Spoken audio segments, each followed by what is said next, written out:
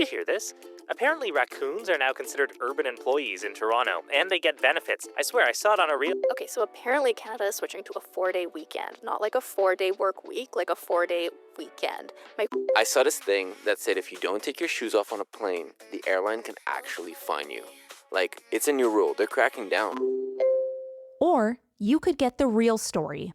Hi, I'm Karen Ciolin, an award-winning news reporter and host of the Big Story podcast. My team and I break down what's actually happening, from world-shaping events to the everyday stories that spark debate, so you can make sense of it all. We're here to explain what matters and why it matters to you, and give you the context you need for those kitchen table conversations. Trusted, Canadian-focused, curious, news that connects the dots. Listen to The Big Story wherever you get your podcasts. Finding great candidates to hire can be like, well, trying to find a needle in a haystack. Sure, you can post your job to some job board, but then all you can do is hope the right person comes along. Which is why you should try ZipRecruiter for free at ZipRecruiter.com/zip. ZipRecruiter doesn't depend on candidates finding you. It finds them for you. Its powerful technology identifies people with the right experience and actively invites them to apply to your job. You get qualified candidates fast. So while other companies might deliver a lot of hay, ZipRecruiter finds you what you're looking for. The needle in the haystack.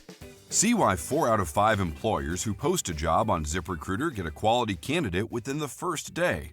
ZipRecruiter, the smartest way to hire. And right now, you can try ZipRecruiter for free. That's right, free at ZipRecruiter.com/zip. That's ZipRecruiter.com/zip. ZipRecruiter.com/zip. We're both going to be 95 years old, quarreling at the old folks' home with the rest of the senior citizens, and we are going to remember this night. Welcome to 32 Thoughts, the podcast presented by your Canadian Toyota dealers and the 2026 Tacoma. It's time to Toyota. Elliotte Friedman, Kyle Bukauskas, producer Cristian filling in for Dom here on this edition of the show. Elliotte, you and I are sitting here in the depths of T-Mobile Arena, local time. It hasn't hit midnight yet, but it is late into Saturday evening. I don't know if we're watching the Stanley Cup final or the NBA final through 3 games. It has been 3 games of runs, back and forth, back and forth. Now, at the end of this one, game number 3, I don't know if I need to go as far as saying I need a cigarette fridge, but I certainly could use a snack. Yes, and you got one. That is a great segue into where I wanted to lead the pod. Before we talk about this gift of a game on Saturday night, the marvelous third performance of this Stanley Cup final, I wanted to shout out a fan by the name of Erin. She came to the game tonight with her son, Lorenzo, and first of all, she had a sign she was carrying, Kyle. And the sign, which also, by the way, made it on to the pregame of the broadcast, said, "Stank Friedman, Vegas Raccoons want to be friends." And they had 3 raccoons on the front of it. And then she handed me a Dairy Milk and allow me to present you with the Kit Kat that Aaron and Lorenzo gave for you. Yes. And I'm diving into this right away. I'm not even waiting. So this is incredible. So I ate the Dairy Milk during the game because Dave was eyeing it and he was hungry. So that did not make it to the post game. How is it? Good? Yeah, excellent. This is hitting the spot. Excellent. Especially now.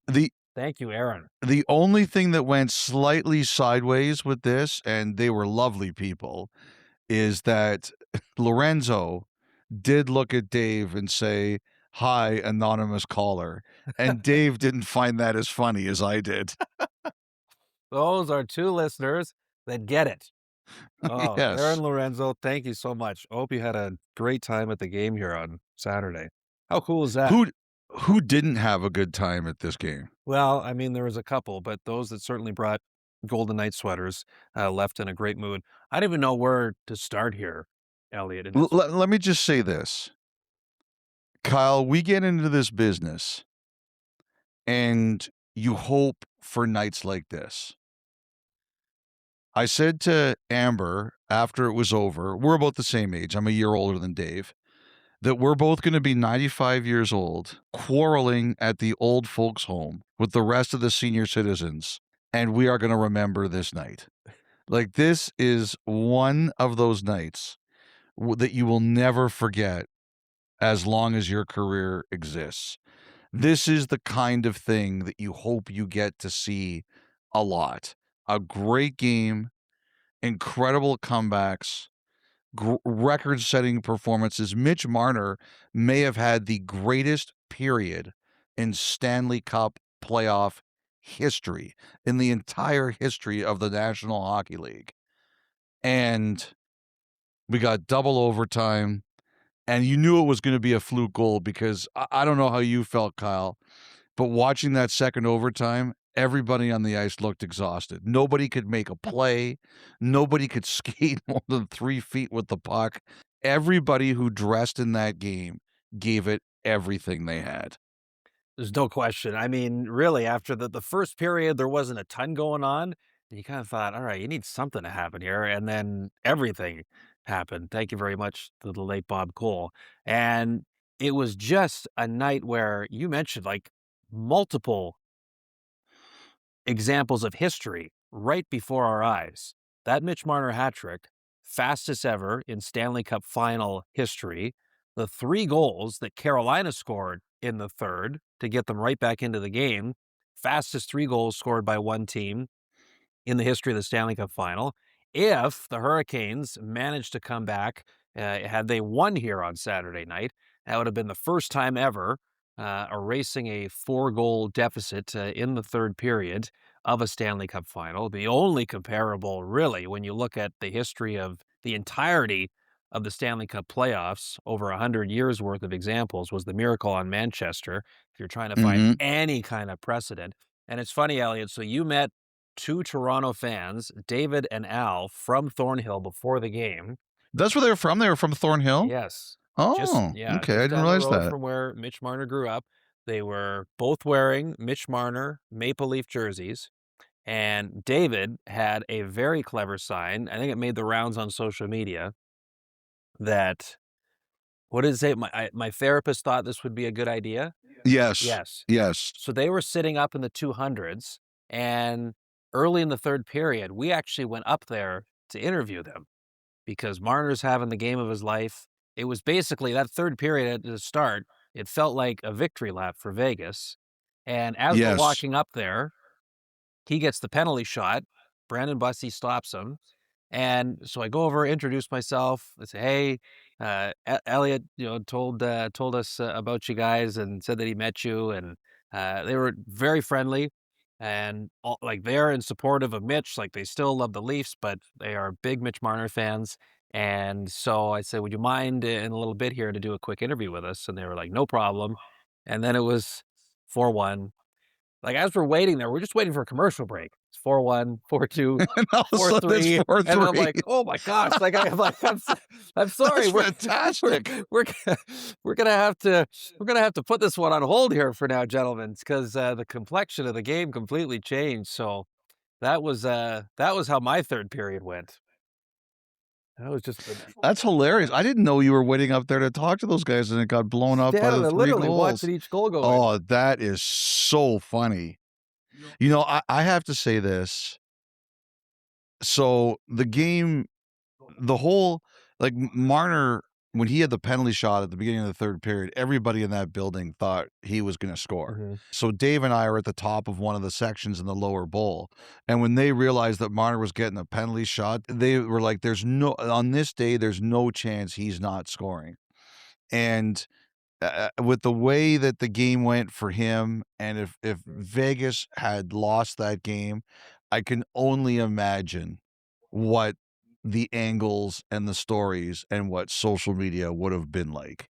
So if there was one thing I was happy for about Vegas winning this game, I didn't want it to end like that for Marner. I just don't like to see that for people. Well, and Tortorella said in the postgame, and you can decide if you want to take it at face value, but he said, he goes, they're up 4-0, but when he gets whistled for the penalty shot, he's sitting there on the bench going, we need to score here. Like, he I was believe of the it. line going, you just never know. And it sounded I believe it. Yeah. Coaches are paranoid like that. They are paranoid creatures by nature. I completely believe that he would be thinking that. And the other guy you really have to shout out today is Braden McNabb. Yes. So you saw McNabb's face close up, right? Mm-hmm. Like if anybody out there looked at a picture of McNabb or saw a video of him, I asked him what the specific injury was, and he wasn't willing to talk about it. He obviously said after the playoffs. You'll find out soon enough. But it looked like his nose was like knocked. If you look at the way the stitches are done, it looks like his nose was like knocked half off his face. Right. He looked like Clint Benedict. Yeah, that's a hockey vid. Google that picture. But it's a great reference, by the way. But the way it's sort of like an upside down L, and he said there's 20 to 30 stitches. Mm-hmm. It looks like it was they had to put it back down. And when I saw the shot of him walking into the arena today, Kyle, and that was 2 hours before game time, I was like, he's playing. I cannot believe it, but this guy is playing.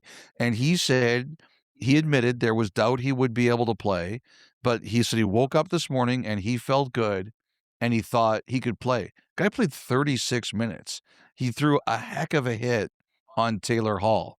He said it was the first time he'd worn a cage in about 15 years. He said youth hockey.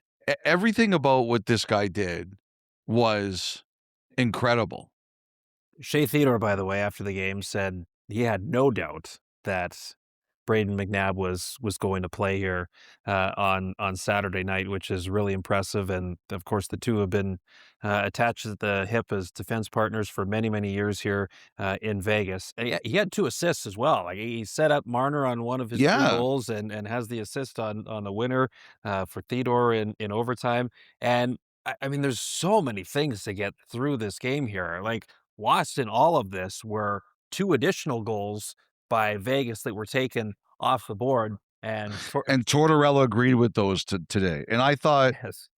The offside one, when I saw it wasn't like a continuous motion, I thought that one was getting overturned. And to me, the goalie interference was blatant. Very easy. Like if that goal isn't overturned for goalie interference, there is no goalie interference. Yes, correct. Like, Chris Rooney barely even got the headset on over his head, and it was like, okay, we're taking it off the board.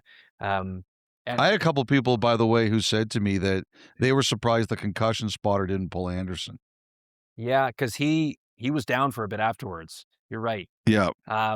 And then even at the end of the press conference, Tortorella was still he was still not in agreement, or it was not sitting well with them, of the one that was not overturned in Game 2. He still felt very strongly that the Barbashev goal should have counted.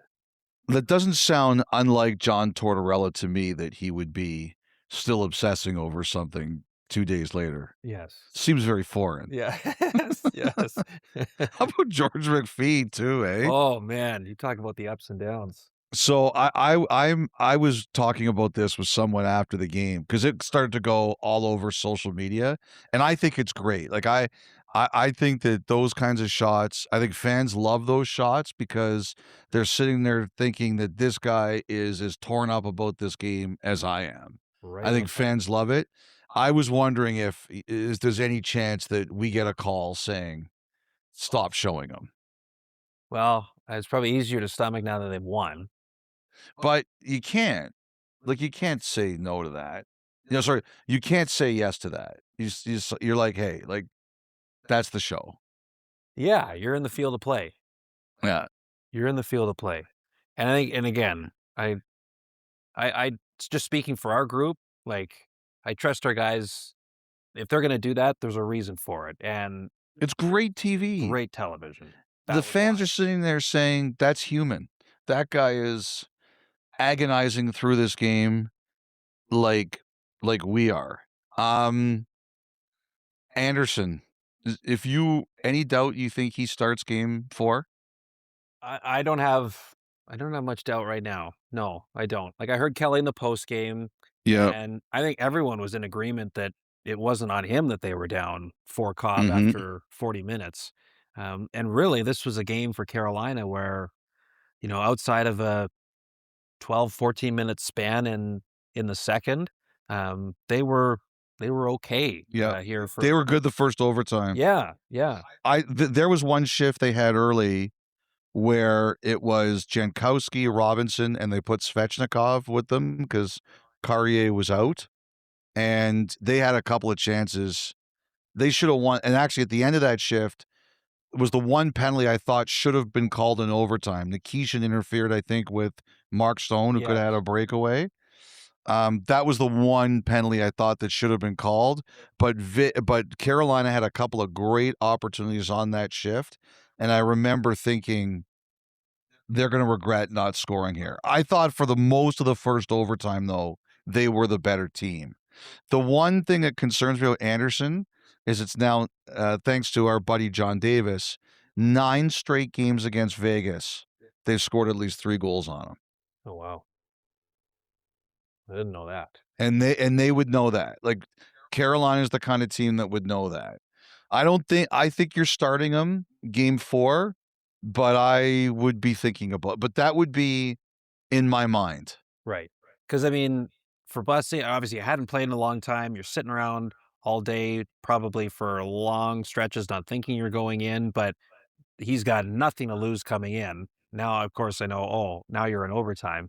But wouldn't you say it's a different set of circumstances when you know you're going to be the guy? And I'm sure this has got to feel like a must-win game for Carolina in game 4, to not have to try to think about the idea of beating Vegas 3 games in a row. It was I'm still Anderson right now for each going for game 4, but it's just been one of those series so far. Like I know Chris and Craig showed it in the booth.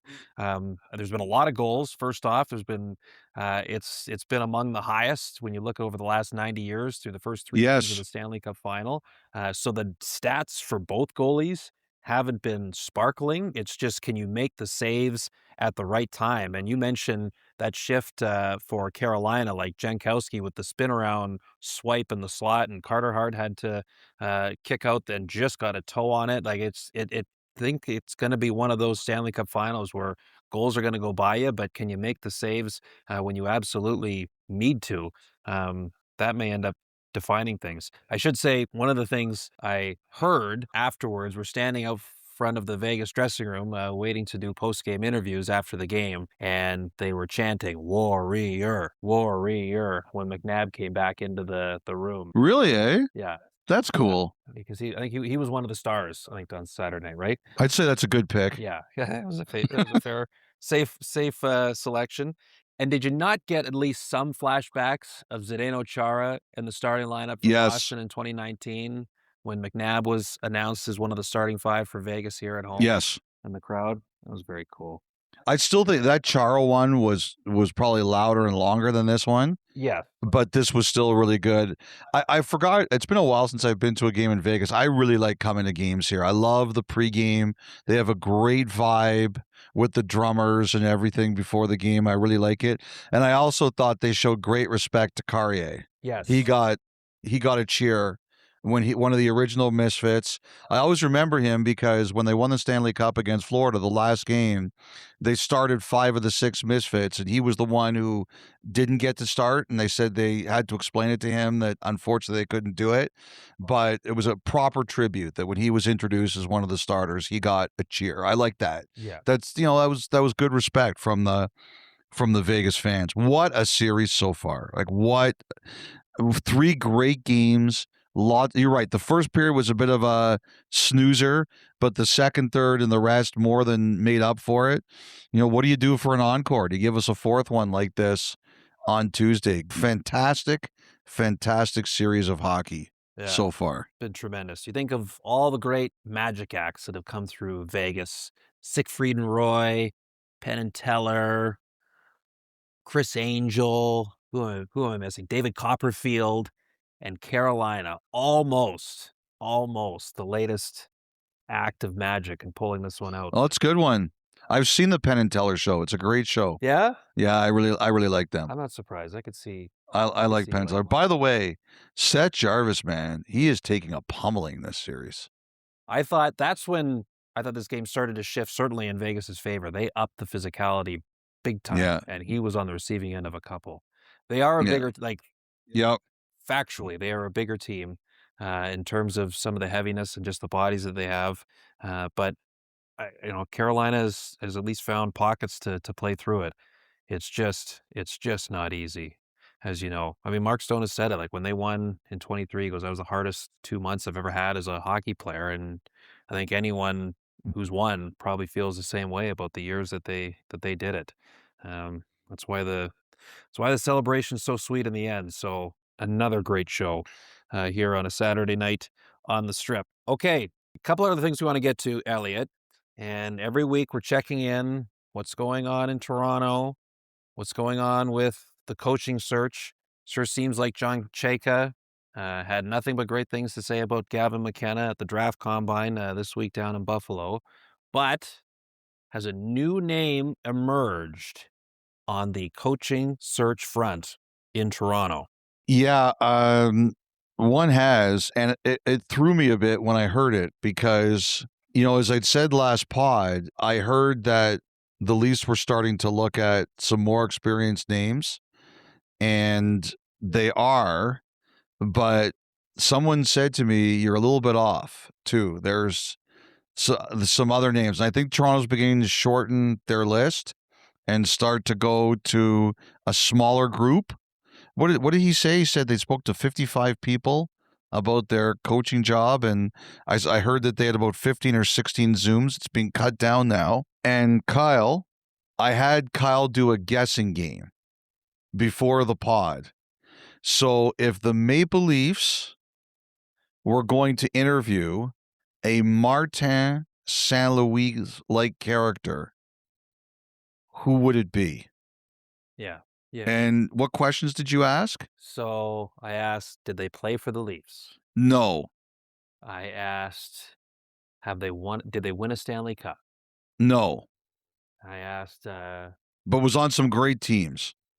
I asked, what position did they play? Forward. Yeah. And then I asked, are they in the Hall of Fame? And the answer is no. I think they will be there. And the only reason the answer is no is because they're not eligible yet. So that's when I was starting to narrow it down a little bit, okay?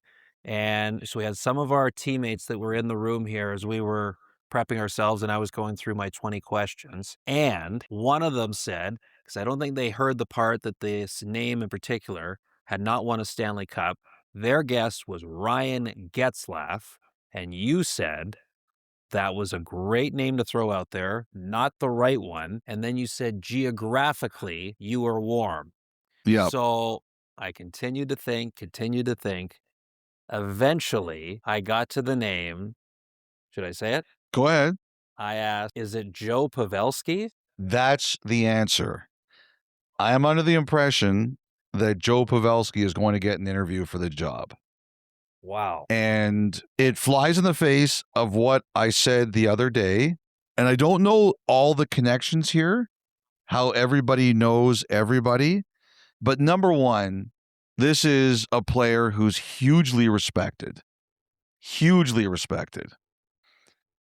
Number two, what's one of the stories we heard about the playoffs? Thomas Hertl. Mm-hmm. Pavelski is watching a game. He sees that Hertl hasn't scored in 29 games. He says, that's ridiculous. Calls him, just tells him to relax a bit, basically, stop overthinking. Hertl breaks the slump.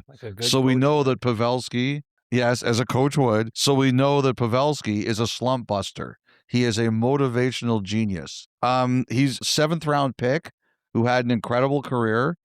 And the other thing is, and this is the tie-in, as you know, Martin St. Louis, before he was hired by the Canadiens, was coaching minor hockey. And what does Joe Pavelski do?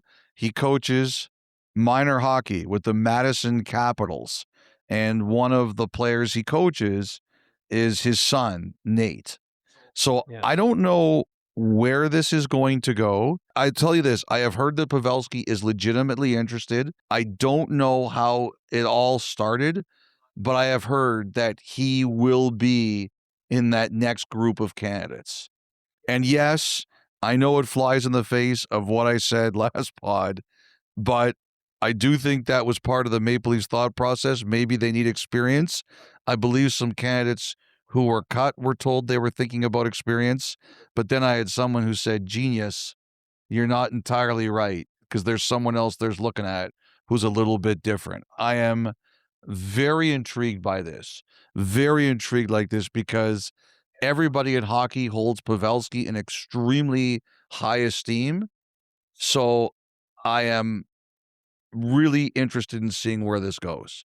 So am I, because I guess I'm first surprised that this would even be something that interested Joe, maybe just at this time, because it feels like you mentioned his son, Nate, who, by the way, was selected in the USHL Futures Draft. So got a heck of a player on his hands there. And like, he's ripping it up. He's playing in that pro athlete retired golf tour. Oh, he's an unbelievable golfer. Yeah.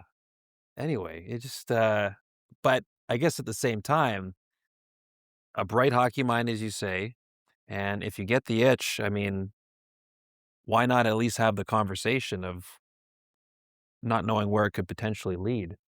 It's just interesting seeing St. Louis take Montreal to the third round of the playoffs and hearing that Toronto. Someday I'd like to find out how this all started. That's what I don't know yet. Because, like with St. Louis, Vincent Lecavalier was working with the organization, right? And he would definitely have input. I'm trying to figure out who in the Toronto organization would come up with this. I mean, I know he's not currently working with them or doesn't play there anymore, but Joe Thornton, I would think, would be one that at least has some familiarity Of course. around there.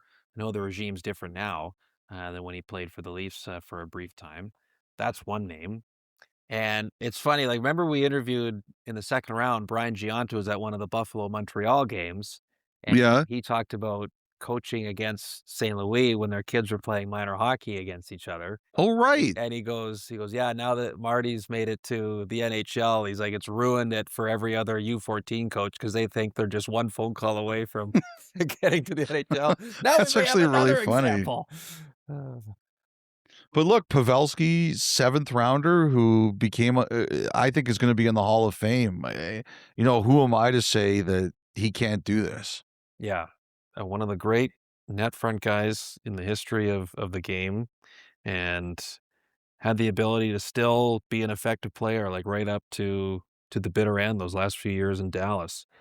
He was still productive, and clearly, I mean, one phone call to Tomas Hertl, and now he's a completely different guy from where he was over the drought that preceded it. So, okay, Pavelski now, add that to the list and the watch in Toronto.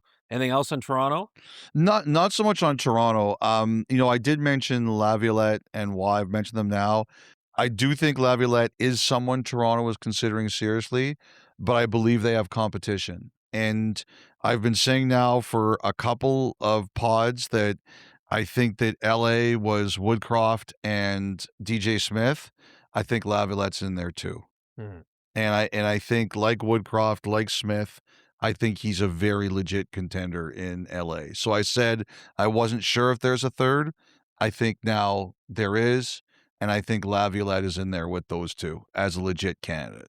I mean, as we're watching what John Tortorella is doing with Vegas here, would you kind of put Laviolette in a similar camp as wanting to coach a team that's in the try to win now mode? Like, I guess we're still kind of looking at Los Angeles. I know they snuck into the playoffs this year, of kind of where they ultimately see themselves going in the future, in the near term.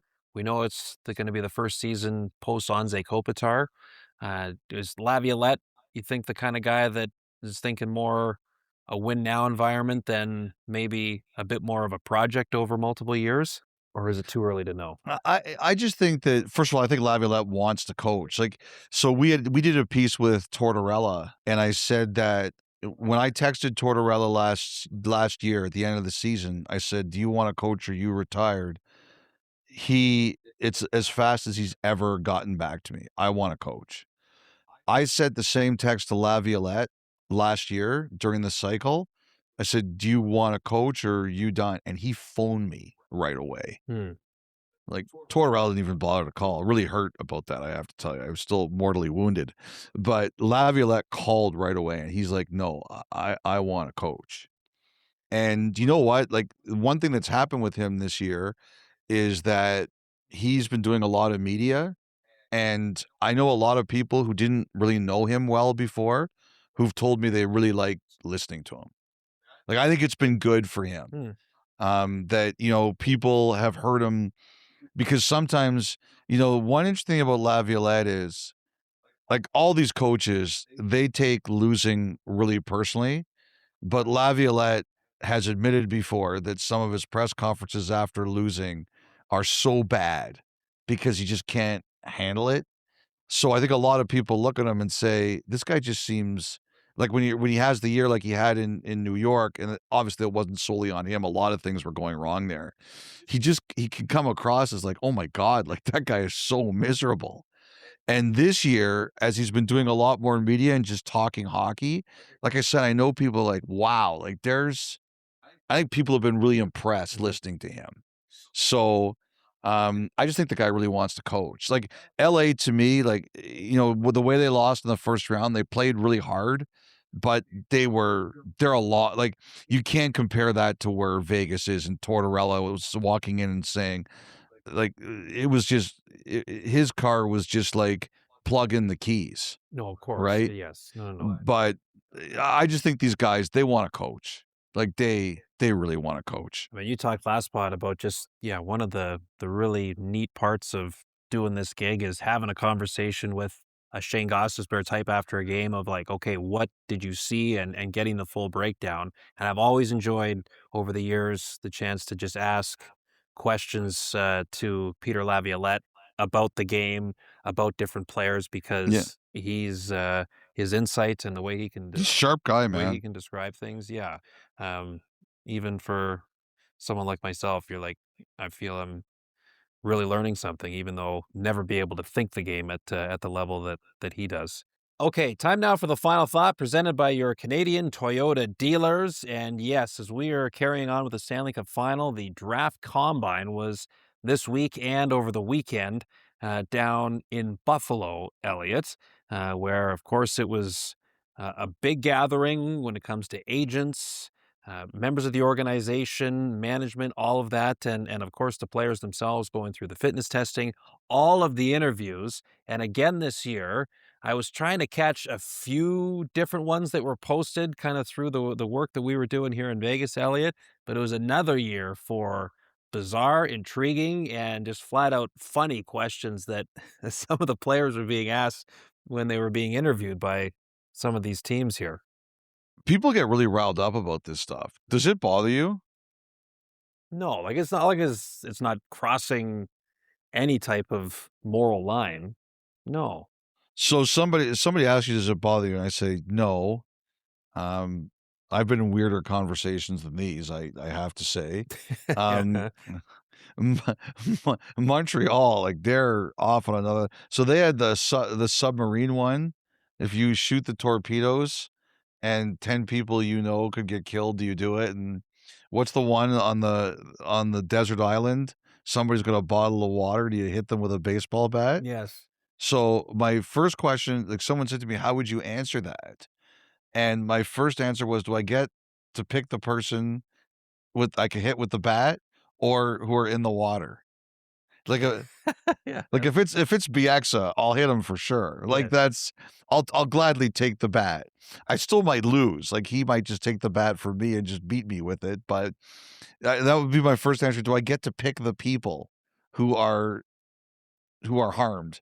Yeah. And I don't know. It's like, you know, I remember, I think Sidney Crosby. I think the thing in something like that is they want you either say, yes, I'll do it, or can you come up with a creative answer? There's a story about Crosby. I think he was asked, would you take a pill that would kill you at the age of 25, but you win a cup?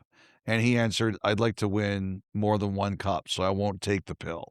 Like, I think that's the thing. Like, do you come up with something different along those lines? But none of those things bother me. I mean, I think the safest thing to do in these situations, I would always tell someone who's preparing for them, is say, hey, which one gets me to win? I'll do that one. Right. That's the answer that you have to give. Now, if you were asked these questions, what would you do? Honestly, me at 18, I'd probably clam up, and I don't know. I would try to answer them as creatively as possible, but I can only imagine how obviously you're thinking on your feet. Whatever the questions are, you're probably not expecting when they arrive, and then you've got a room full of hockey execs and scouts and everybody kind of looking at you, hanging on every word. I just know, like, I'm a sweaty guy at the best of times, Elliot. I mean, there would be a lake underneath me afterwards, but I would do my best to try to give a different answer. You wouldn't hurt a flea. Well, you don't think? And I wouldn't pick you to be in the water either. Oh, thanks. You're welcome. Thanks for that. I don't know. I think, I mean, I struggle at times as is this stage of my life to think on my feet. I'd be no good back then under that type of circumstance. How would you do sitting in that room? I would give an answer that would be like, whatever it takes to win. Yeah? You have the clarity back then? Yeah. 18-year-old Friedge? Yeah. Okay. Yeah. Whatever it takes to win. That's what I would do. We should mention, it's been a really tough week in hockey. Dennis Hull, Dennis Hull, Cliff Fletcher, Jerry Meehan. Just a couple words on each of those gentlemen, Kyle. Dennis Hull, I knew him more. Like, I'm too young to remember him as a player. People forget he was part of the 1972 Canada Soviet Union team. Everybody knows Brett. Everybody knows Bobby. Dennis was kind of like, people didn't always get the credit he deserved, but he was a great player. He was a phenomenal public speaker. And there was one thing, like, one of the things I really liked about him was he laughed at everything he said, and it was contagious. I was at a number of speaking events that he did where him laughing at the stuff he said was what won the audience over. He did it in a way that everybody wanted to join in. He had this one gag that I would always laugh at. I could never not laugh. It's so stupid, but I could never not laugh at it. He'd bring like a newspaper and he'd say, "Oh, I picked up my newspaper and the Leafs are back in first place." And then he would turn it upside down. "Oh, now I got it right." Like, it was so corny and so stupid. But every time he did it, I would laugh my head off. I don't know why. I just thought it was so funny. Or he'd pick some team that everybody hated or just something like that. But he'd pick a team that was in laughs. Anyway, just a really, really funny guy. Jerry Meehan, I would tell everybody, first of all, he scored one of the biggest goals in Buffalo Sabres history. But there was a great documentary that Sportsnet did that won an award on the defection of Alexander McGillney, and Jerry Meehan and Don Luce were two very big people in getting Alexander McGillney to come over and defect to the Buffalo Sabres. It's a great piece of television. I would tell everybody to do it. One of my first ever TV interviews I did at the Score. was with Jerry Meehan. Wow. And at his house. And he was just such a nice person. And, Cliff Fletcher, there's a lot of people in our business who knew Cliff Fletcher. He was already a legend before I even started. I really started in the business in 93. He'd already won a Stanley Cup. He'd already revived the Maple Leafs. He was the GM of the Atlanta Flames. He was just he was a really nice person.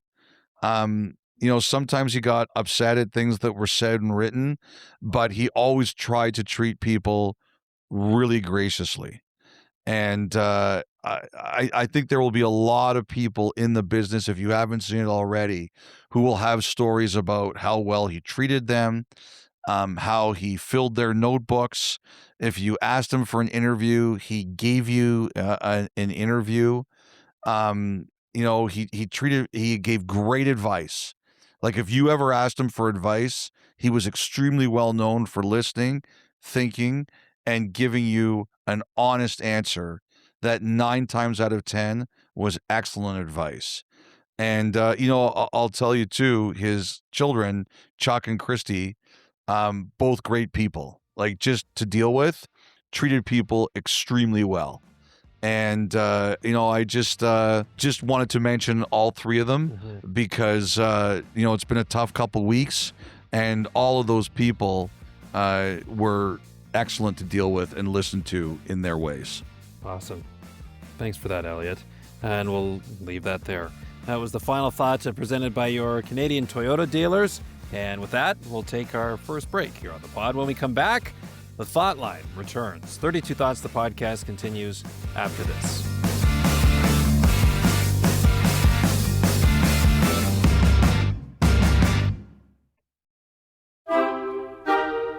All right, welcome back. It's time now for the Thought Line presented by BetMGM. Make it legendary. And Elliotte, before we get to your list of shout-outs, so Griffin Porter notified me in the latest batch of Thought Line submissions that not only did we get the usual emails, the voicemails over the last couple of days, also podcast listener Peter submitted an e-transfer, the value of $10 whole to 32 Thoughts at sportsnet.ca. Peter, thank you. Elliotte Friedman. I did have somebody else who asked me if I had a Venmo, but Peter, I appreciate it, and I will make sure that goes to the 32 Thoughts Kangaroo Court end of season dinner fund. Yes, that's right. Or, you know what I saw here in the arena in Vegas? A Shake Shack. Oh, yeah. I will put that towards Shake Shack. Excellent. Whether it's Shake Shack or the year-end party fund, it would bring the grand total of that fund to $10. Okay, shout-outs. Who do you got? Hannah from Raleigh, big Nikishin fan, her mom Jennifer, Nadeem and Nick, Andrew from Goldsboro. There was a couple there, Joe and Jane, and Jane's son is Matthew Murray. Not Matt Murray, but Matthew Murray. Matthew Murray is from St. Albert. He's played 4 NHL games with the Dallas Stars and played this year as a goalie with the Milwaukee Admirals in the Nashville system. So I wanted to shout her and him out. Charlie, Eureka, Hudson from the tailgate. I met Eureka at the airport.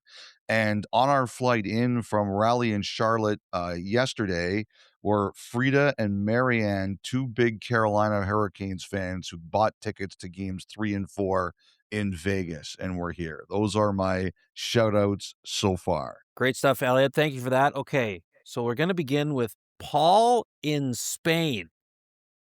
Dear Munch Bunch, I hope you... Munch Bunch? Yes, well, remember the whole conversation around gas station snacks? Yes. And the Whole Foods debacle. I hope you still have time to do this. I, too, am a former Campbell Riverite, and I used to live in Greensboro, the original home of the Hurricanes in North Carolina. If it's not too late... Yeah, how about that for a connection? If it's not too late, I'm going to make a chip recommendation. If you like them, buy extra to take home. These are only available in North Carolina. I want you to try the UTZ Carolina barbecue chips. They're a hybrid Okay. barbecue and salt and vinegar meant to resemble the distinctive Carolina barbecue from the East Coast. And if you haven't had Eastern Carolina barbecue yet, shame. You must go out and get some immediately. Love the pod. I'm listening from my new home here in southern Spain, where it's a cool 36 degrees today. Ooh. Well, thank you. When we get back to Carolina for Game 5, I promise we will go out and find them, and we will have some. You know what I think of when I think of Spain, Kyle? The old SCTV skit, Half-Wits. Name an Italian food. Swedish meatballs. You idiot. Where do you think Swedish meatballs come from? Spain? Is that a Martin Short's contestant or which Yeah, one? he's one of them. Okay, just pick a number between 1 and 10. 12. Yeah. That's right. What numbers have been picked? No numbers have been picked. Oh, well, in that case, I picked 12. So good. And Eugene Levy plays the host, right? Joe Flaherty. Oh, that's right, Joe Flaherty. Yeah, Joe Flaherty. yes. Yeah, Joe Flaherty. I think Angela Martin, is one of the contestants. She's Yeah, so good. I got to tell you, Elliotte, now you're taking me back. And I don't know, maybe it now makes sense in terms of how my brain operates. I remember being like 11, 10 years old in the summer. And on the old Comedy Network, during summer break, during the week, like I would wake up in the morning and I didn't watch cartoons, but I would watch every morning, like 8 a.m. or something, they would run SCTV reruns. And I watched it. Obviously, I didn't grow up with that. That was before my time. But I would watch that every morning. And then remember Ben Stein's Money? Yes. Ben Stein's that Money was a good show. I was captivated by that show then. Anyway. Really good show. Thanks for the throwback. Some of that stuff doesn't always translate. You know, the original Arthur with Dudley Moore and Sir John Gielgud, I've showed it to younger people now, and I was like, this is one of the best movies I ever watched when I was a kid. And they're like, this sucks. And I remember one of my ex-girlfriends, I had her watch The Jerk with Steve Martin, and she was like, this is the dumbest movie I've ever seen. I was like, I don't think we can continue dating. This isn't the overall one, is it? Possibly. So it wasn't just the overalls. It was the overalls, The Jerk. It just wasn't going to work out. Oh my gosh. That is so good. Thanks, Peter. We will check out those chips. Okay, from Mike. Longtime listener, first-time emailer. I'm sure you've been getting this question a lot.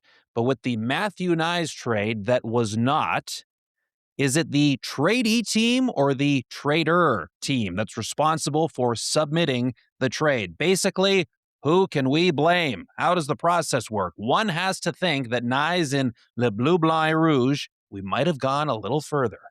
Yeah, I'm staying out of this particular part because I've heard about 3 different versions about what happened. And I knew once that got out that it was going to be a thing, and people were going to say, how did it not happen? And I've looked into it enough from when I first found out about it that I've heard several different answers.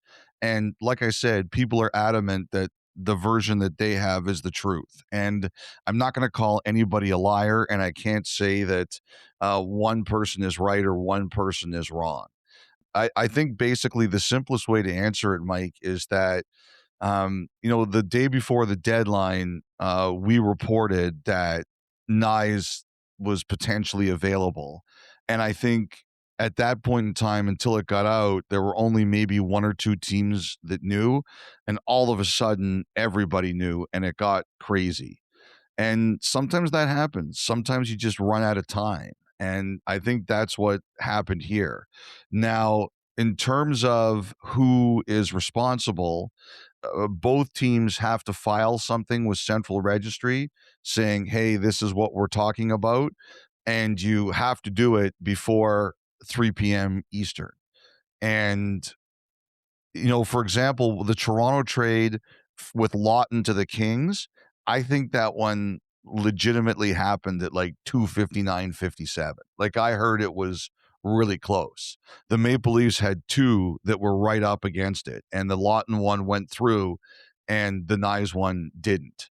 And I think that just shows you that sometimes that day can be absolutely crazy and things like that happen. All right. Yeah. Crazy. Okay. Thank you for that. Brian from Burlington. Hello, Kyle, Elliotte, and that producer guy, Christian, today, filling in for Dom Shermati. I have a question about NHL no movement clauses. Since a no movement clause gives a player significant control over their future, could teams negotiate more creative versions of these clauses in contracts? For example, could a player agree in advance that if they ever request a trade, the team would then be free to trade them anywhere without needing further approval? Conversely, if the team asked the player to waive their no movement clause for a trade, could the contract include a provision that automatically compensates the player with a bonus, say 10% of the remaining salary, for giving up that protection? Would arrangements like this be allowed under the NHL collective bargaining agreement, or are no movement clauses fairly standardized with little room for customization? Big fan of the show. Well, first of all, thank you for that. Good question. Part B is an absolute no. Now, the NBA, I don't know if they still do, but the NBA had something called a trade kicker, where if a player got traded, they got a bump. I don't know if that still exists, though. The NHL does not have that. It does not allow for those kinds of moves. Your salary is your salary. Your bonuses are stated. There's no such thing as a trade kicker. Part A, I don't think you can do that. Basically, it's no trade clause, no move clause, and you can make exceptions like partials. But I don't think you can write anything in that says, if this, then that. It has to be stated in the contract right away of what is legal and what isn't. There aren't any sort of side provisions, if that's what you're asking. All right. But I do love the creativity. Always. Last one. Yes. Last one here. And it's a voicemail courtesy of Cody from Manitoba. Hey, Kyle and Elliotte and Dom. Cody here calling from sunny Gimli, Manitoba.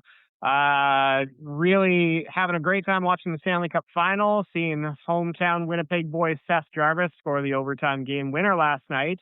Talking with some friends, though, and we got to thinking, between Jarvis and Martinook on the Canes, and then Stone, Howden, and Kolasar on the Golden Knights, is this the largest number of Manitobans that have ever played in a Cup final together? With the 40 rostered players, 12.5% of the players in the final are Manitoba born, which is way higher than their number compared to the rest of the league in general.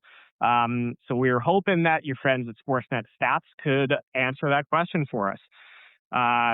Thanks always for the great pod. Looking forward to listening. Okay, Elliotte, I will just start by saying, though 5 is an excellent showing from one province, it is not the most Manitobans featured in a Stanley Cup final. There's no way I'm going to get this. No, that's fine. Let me tell you this. The record is 8. Okay? It's happened 3 times previously. Okay. It's been a while. 1937, 1940, and 1942. I'm sure. Oh, the big comeback, 3-0. Yes. First time that ever happened. Toronto was down 3-0 to Detroit. They came back and won it in 7. And it's still to this day the only time in a Stanley Cup final that the reverse sweep has happened. Of course, Edmonton came close a couple years ago, but it stands alone. 8 Manitobans were in that final. Want to take a crack at any of those names? Buckle McDonald. No. Okay, I'm trying to remember some of the players I remember from Toronto. The Metz brothers, Nick and Don. Not listed here. Okay, I'm going to try one more. Wild Bill Ezanicki. No. Okay, I'm going to stop. I mean, you can keep naming. I'm just going to say they're all great guesses. That's all I can give you. Okay, so, I mean, a few names, of course, you would recognize here. Turk Broda, of course, for Toronto, for Brandon, Ernie Dickens, Pete Langell. Pete Langell, yeah. Langell's come up on this podcast before, I know that. John McCready, Wally Stanowski. Oh, yes, Wally Stanowski was a heck of a player. Yeah? He was a good player, Okay. yeah. And Billy Taylor. So there was 6 from Toronto and 2 for Detroit. Jack Stewart. And, Blackjack Stewart. Oh, yeah. Yeah, one of the toughest, meanest, dirtiest players of his era. And Mud Bruneto. Well, you know what Mud Bruneto is famous for? He scored the winning goal in the longest game in NHL history. Oh, that's right. Yes. I did not know he was from Manitoba, though. That's right. And that was what, 36, I think. Okay. Something like that. Yeah. Oh, I thought it was earlier than that. Still playing in 1942. So there it was, the 8. So I think, if I remember correctly, Ernie Dickens, when Toronto was down 3-0 in that series, that's one of the players that Toronto benched, I think. Oh, really? Yes. And that changed things around. Yeah, they go in Game 4, 4-3, and then 9-3 in Game 5, 3-0 and 3-1 to finish it out. And we have not seen the likes since in a Stanley Cup final. But the 5 Manitobans featured in this Stanley Cup final, all of them in their own ways have made impacts already, and plenty more opportunities to leave a mark in 2026.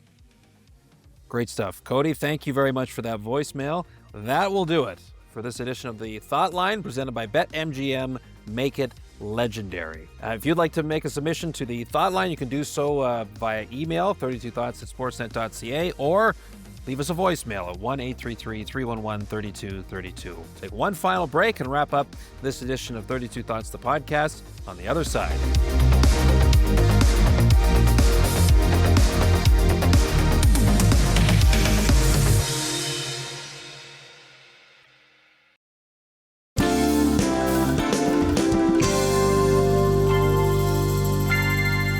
All right, so that's going to about do it for this edition of 32 Thoughts, the podcast. Thank you so much once again for tuning in. And for the first time in the Stanley Cup final, we have a 2-day break. No game Sunday, no game Monday. And given the wild and topsy-turvy and curvy nature of the first 3 games of this series, we could all probably use an extra day to gather ourselves and reset before a vital Game 4 on Tuesday night here in Vegas. For our listeners in Canada, we will be on the air with Hockey Central, the pregame show at 7:30 Eastern Time, 4:30 Pacific on Sportsnet. Game 4 between the Hurricanes and the Golden Knights. Puck drop a little after 8 Eastern or 5 o'clock here, local time from T-Mobile Arena. That can be seen on Sportsnet and CBC, and of course, streamed on Sportsnet Plus as well. Have yourselves a great rest of your weekend, a great start to the week. We will talk to you again post Game 4 Wednesday morning.